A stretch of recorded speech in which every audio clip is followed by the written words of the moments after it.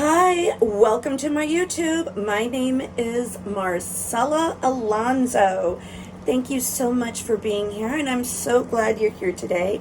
And if you like my YouTube, please subscribe, leave comments that are nice and beautiful for me, and I would so appreciate it so much. Anyway, today's topic is something that I love to talk about, and I'm making this video for education, fun purposes. I'm not, and this is again my opinion, this is my experience.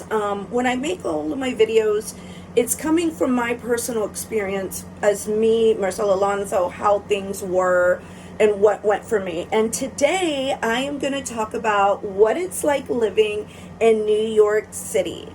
So I have been back in New York City since, I have to think for a second, January of 2019.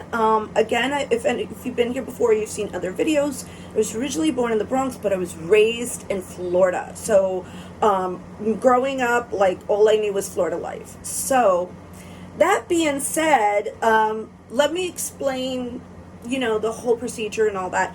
In 2018, I just had this weird feeling like, go to the East Coast, go to the East Coast. It was weird, and I would see New York on different TV shows. I would see, even in my mind, and like, if you've seen some prior videos, I talk about how something just calls me and then I go. I have this strong, like, feeling of when it's time to go, I go, and that's what happens. And I remember I was very, very happy living in Los Angeles. I had a year ago, before I had came to New York, I had no thoughts of ever going. And it was suddenly in 2018, something was telling me. So I made not one, but two trips, because I said, let me see how things are going. I did stay in Airbnbs. I stood like in an Airbnb on the Upper West Side. I liked that area. I thought it was nice. I didn't really stay in the Brooklyn area at all, because my plans were to stay in the city and feel things out. So then, yeah, I made two different trips. I even found somebody that I stood with. I remember I did stay in Astoria. So I came, oh my God, when I tell this story, it's funny. I came in January. I'll never forget. It was the worst possible, the coldest day ever. I remember it was like 10 degrees. I said, what the hell? Imagine leaving sunny Los Angeles, beautiful and everything, to come to 10 degrees. It was so crazy. But I stood, before my apartment was ready, I stood one full week in an Airbnb in Midtown East. I got an apartment in Midtown West. And it was actually I had the same company that I used in LA.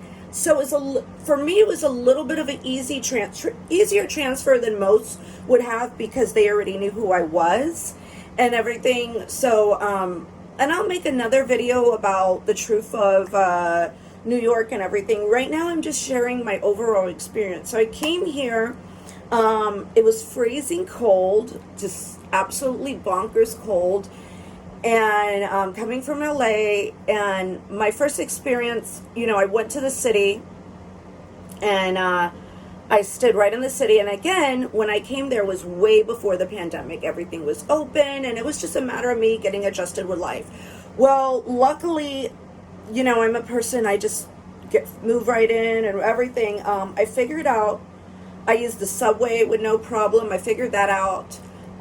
Because I was in Midtown, the biggest issue I want to say that I had was the grocery issue, because all the groceries were so expensive. In my prior video, I talk about what happened during the pandemic. If you go and watch that, you can talk. So I found it was easier to order from like Amazon, because some of the bodegas, some of the little stores just weren't good or tasty. Again, I'm getting used to the temperature, the cold, and because I had, all of a sudden I realized, like, hey, I need to get with the program with my wardrobe and everything. Like, things are different here. You can't wear flip-flops and yoga pants anymore. We're in New York now. So I adjusted pretty quickly to the weather, believe it or not, in 2019. And then right away I got adjusted into work and everything. I am an actor. I worked in LA for a long period of time. acting. I have my Screen Actors Guild, so I just transferred over there, and I'll explain in another video about that. So I got very much acclimated in 2019 to take the transportation. I actually, believe it or not, started saving money where it goes for transportation by taking the train. So that was a very good thing. Like, I was like, oh my gosh, I don't have to drive anymore. That was a very beautiful thing for me. I personally don't care to drive, so that just was a wonderful thing. So if you have a car and if you're planning to come to New York, get rid of it. Get rid of it.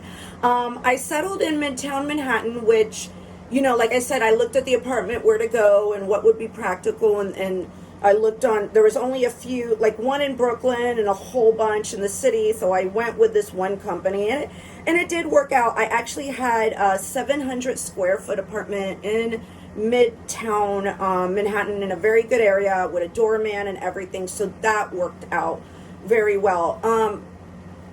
Laundry, I was lucky that laundry was in the building. Now, the only thing that I noticed the very first summer that I missed was everywhere in LA there was a pool. So that was something, like, all of a sudden I missed just having a pool, where when I lived in LA I avoided the pool altogether. So it's a very different lifestyle from LA living in New York, and sometimes people in New York, like, it's hard to explain stuff how it is living in New York. You do have to get used to the transportation. Ubers, like, you can get an Uber, I say, like, an Uber at night, but you got to be practical. Like, you got to use the train.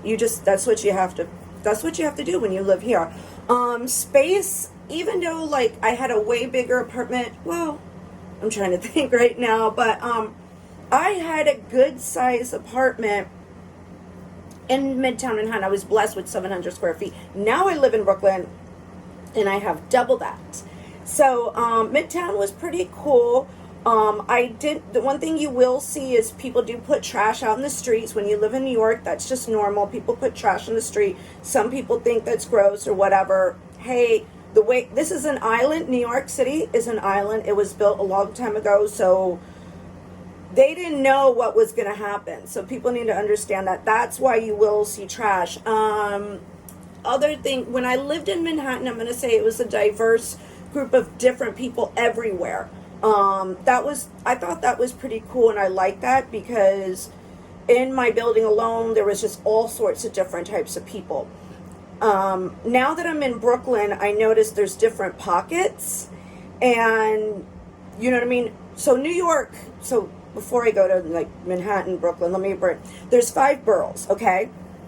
Let me explain the 5 boroughs, because once you live in New York, you have to get used. Everybody says they live in New York City, but really they end up living in one of the boroughs. So you have Staten Island, you have Queens, you have Brooklyn, you have the Bronx, and then you have Manhattan. So there's 5 different boroughs. When I first got here, I lived in Manhattan. Then in 2020, after the pandemic, I moved to Brooklyn. Queens, I feel like Queens can be a very good spot to live at, but when I looked in Queens during the time my lease was up, there was nothing available. It was just crazy. And I feel like people that there are certain areas of Queens that, to me, I think are very desirable to live. Sunnyside, Woodside, and I think Long Island City, but from my understanding, it's getting expensive. Like, that's a good area to live. But anyway, back to my story. When I first came here, one thing, the adjustment that I had, because again, I came from 10 wonderful years in LA.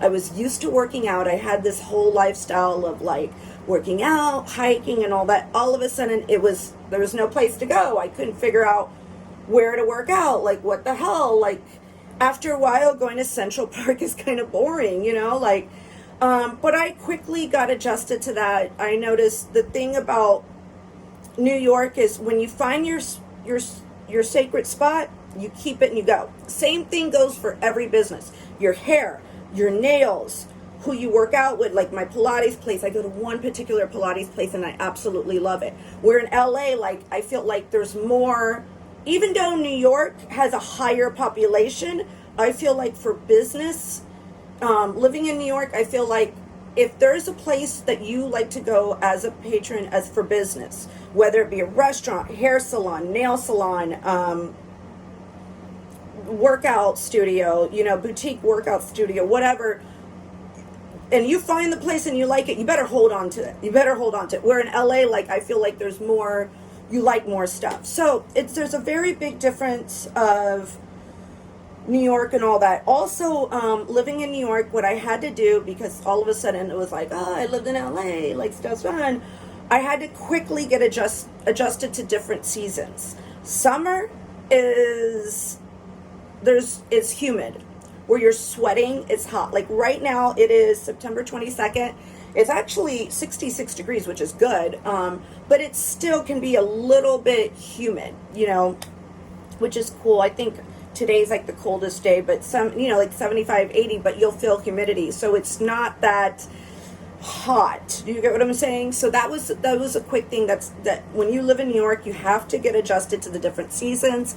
You have to upgrade your wardrobe to clothes that are practical. For instance, Timberlands are the brand here in New York that you wear during the winter time. You understand? And to me, I find it's good to own a good pair of Timberlands when you do live in New York, because when it snows, when it rains, oh my gosh, there it goes. You cannot wear flip-flops in New York City. You cannot have a vehicle. You better have a parking spot, and it may not be really worth it. Now, if you live in one of the boroughs, Staten Island, you certainly can have a car. Staten Island's like the suburbs, so we got to kind of like, a lot of people joke around that it's not really, but Staten Island is a whole different vessel in itself. So what they do over there is totally different than what you can do in the rest of the boroughs. Brooklyn, certain parts, you could get away with having a car. Queens, you could. I've talked to a lot of Uber drivers, and I notice a trend. A lot of Uber drivers live in Queens, sometimes in Harlem area, which is north, right above Central Park. They do have like places to park or whatever, but I honestly will say I don't like driving in New York City. I don't, and I'm fine with that. I'm cool. If I never have to drive again living here, I'm completely okay with that. I love taking the subway, even though recently it has been dangerous. You just have to like look out, watch your back, not bring anything expensive. You just have to be careful because you are in public transportation and it's a lot of people. What else can I say? Yeah, so you get used to the public transportation. You have to change your wardrobe. Also, this was an issue that I had, and recently I've had this issue. But one thing I have to say about New York City, if you have an issue with your apartment, you call 311. For instance, when I lived in Manhattan, the buzzard was broken, and I was like annoyed by it, and I kind of ignored it. The apartment didn't do anything. And then I just Googled, I Googled something, and it pointed to me that if your buzzard is broken, you can call 311, and they have to change it. So I called 311. The next day they were changing it. Recently I was without water, but I love my landlords I love my landlords so much in Brooklyn. I didn't want to call 311 on them, but the moment I called 311, it was like within 24 hours, the issue, and I'm in a pre-war building. And if you see my first video, you'll see, the older building that I have, which means it was built before war. So my water was out, but I called 311. The moment I called, within 24 hours, it was fixed. It was running. When you're in New York, you will have these problems that nobody else has. So it's weird because people have come to visit and they'll say something and they'll be like, ew, they put the trash on the ground. Ew, this or whatever. It's a different way of life in New York versus anywhere in the country. You have to be respectful, my father always taught me, when in Rome, do as the Romans do. So in New York, it's just a different adjustment versus other cities. And it is a big city. To me in New York, but I've been so lucky and blessed that I've lived in two different cities. And I have to say, there is a lot of opportunity in New York. If you're going to be an actor, this is the place you want to go. But you won't see, there's some things that you can't do, and I'll have to go into it in a further video. But New York, there definitely is a lot of opportunity. There's a lot of people in finance here. That was something different. There's a lot of there's a lot of careers here. Just a lot, and I love the fact that New York has a lot of unions. Like the doormen have their own union. That's what I like. The last building I lived in, they had some wonderful doorman that were just amazing. If they ever see this video, oh my gosh, I miss you, Omar.